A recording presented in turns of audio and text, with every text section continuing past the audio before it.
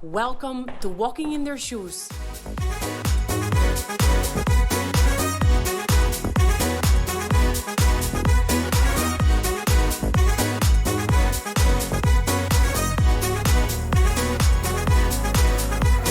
Welcome to a new episode of Walking in Their Shoes, a podcast where we invite entrepreneurs and recognized professionals to step into their customer shoes. If you're a regular here, you'll know that I begin every episode with the same introduction, an opening where I share the kind of conversations that we have with our guests, touching upon the current trend of more and more industries embracing a customer-centric approach. Since I started this podcast last September, I've received a lot of very valuable and insightful feedback from entrepreneurs, business owners, C-level executives, and they all have something in common. While they really appreciate the anecdotes and insights shared by our guests, there is a desire to dive deeper in the core fundamentals for crafting exceptional and memorable customer experiences. So today, I will be sharing with you a few personal stories to shed some light into the differences between good service and good experiences and how that impacts a business customer loyalty and ultimately its financial performance. In order to understand the differences between what is good service and a good experience, we first need to understand that in our daily interactions with either businesses or other individuals, the perception of having a good or bad experience is deeply influenced by many, many factors, not only just one. And interestingly, these factors often change not only throughout the course of our lives, but sometimes and very often across weeks or even in a single day. Let me share an example so you will understand what I mean. So picture this, scenario one. You go to a restaurant on a Tuesday during your lunch break. You only have 1 hour. So most probably one of the factors that will determine whether you will have a good or a bad experience is if you can have a full meal within 45 to 50 minutes. So the server can be very kind. The food can be delicious. The ambiance, the atmosphere can be very trendy. But if you cannot have a meal within 45 to 50 minutes, you will probably not go back to that restaurant. Now imagine same restaurant, same server, same table, and same food. But you go to that same restaurant on a Saturday with your family for a family meal. Now the scenario changes because you might not be that you might be a bit more flexible on how long the meal is going to take, but what you will really appreciate is having an attentive and talkative server that can explain you the different dishes and the different options, or even having that server give coloring books to your kids while you wait for the meal, or offering you a glass of wine while you wait for the food to arrive. So as you see, you have the same environment, the same business, but your expectations from that interaction with that business are completely different on a Tuesday than on a Saturday. So having that in mind, you as a business owner or entrepreneur or C-level executive might wonder, okay, so how can I then ensure that all my clients have a memorable experience when interacting with my business if their needs and expectations change every time they want to buy from me? Hang in there. We'll find the answers together. So I'm going to share now 3 personal experiences that really and truly left a lasting memory. And together we will try to find what is the common denominator amongst them all. The first one is a story about a restaurant in Tuscany. I went to Tuscany for the first time a few years ago with my partner, and as tourists trying to find local experiences, we asked a local friend about restaurant recommendations. So he recommended a restaurant that we could barely find on the internet. Their website was in Italian, and as we tried to call to make a reservation, there was no country code on the telephone, and they didn't take any reservations. So it took us a while to get to the restaurant, and when we got there, we had to wait a good 15 to 20 minutes to be seated. The place was the typical Italian ristorante, loud, noisy, with wooden tables and not the most comfortable chairs.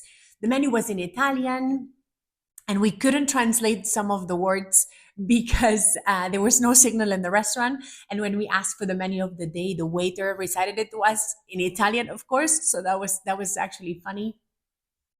The staff was kind and friendly, and when they were bringing the food, they were kind of like throwing the dishes at you, which was a kind of a an experience. They only served the house wine, and the food was typical from the region, not the typical pizza and pasta. But you want to know what's the best part of it? That I didn't stop talking about this place with our friends when we went back home. Why? Because I couldn't wait to share the experience we had there, because it was authentic, it was unique, it was special. Even though it was a bit rough and a bit loud, it was something unique that really made it memorable. And actually, now every time we go to Tuscany, we make sure to stop at that restaurant for a menù del giorno. Another story I want to share with you is that last year we flew to Singapore in Turkish Airlines business class. And midway throughout our trip, our journey, one of the crew members suddenly showed up dressed as a chef to take our dinner orders. He was the same one who earlier had welcomed us with a glass of champagne and that later would prepare our beds. But in that moment, we were kind of transported to a Michelin star restaurant at 30,000 feet. Did his outfit change the quality of service that he provided? Actually, no, but it was the experience that completely changed. I don't want to end up this trip down the memory lane without sharing with you another experience that has really stuck with me ever since. It happened last year when we visited a luxury villa in Southeast Asia. As expected by the Asian hospitality, we were welcomed with refreshing fruit juices and cold faced towels. There was really good service, but nothing memorable there. As we progressed with the site visit, we were requested to leave our shoes before entering every bedroom. And to our pleasant surprise, every time we were walking out of those bedrooms, we would find our shoes turned around. So that little detail made it really easy for us to put the shoes back on. Also, as it was a very sunny and warm day, we were offered to do the tour with these very cute bamboo umbrellas, those ones that cannot be folded. So every time we would enter a room, we would leave the umbrella down on the floor. And again, every time we were walking out of that room, we would find a staff member holding those umbrellas for us to hand them out to us. So we didn't have to go down to the floor to pick them up. The last detail that truly made us fall in love with that place was the fact that throughout the tour, we engaged in conversations with different staff members, not only the villa manager that was walking us through the property. And every time we were talking to one of them, they would somehow position in a way that we would have the ocean as a backdrop. And as experienced experts, we kind of like notice all these little details. Some of you maybe could not and would have not noticed about all this, but we were truly fascinated by how thoughtfully all the details of that tour were crafted. When we left that villa, both my business partner and I felt that something magical happened in there. It wasn't about the interior design or the fruit skewers or the smiley stuff. It was something that could not be described with words. It was a sense of ultimate well-being. So now, after having shared these three stories, let me ask you again, what do all these examples have in common when it comes to creating memorable experiences? Let's try to break it down together. With the Tuscany restaurant, for example, all the restaurants nearby were modern and pretentious, mixing Italian cuisine with contemporary flavors. The owners of this restaurant decided to stay true to their essence and offer a real local experience. And that's what made them so unique. The expectations of clients that were visiting the restaurant were to have a real local experience, and that's exactly what they deliver, with even with its touch of like rudeness and lousiness. With the Turkish Airlines business class, Turkish Airlines really understood that if they really wanted to elevate their passengers' experiences, they had to not only provide good service, have friendly staff, offer comfortable beds or seats, and good food. They have to offer something different that no other airline could offer. And that's exactly what they did. And lastly, with the villa tour, in less than an hour, this place left a mark in our hearts that we will never forget. And we didn't even stay there. So, how did they do it? Because they put themselves in our shoes and found subtle ways to impact our sense of well being.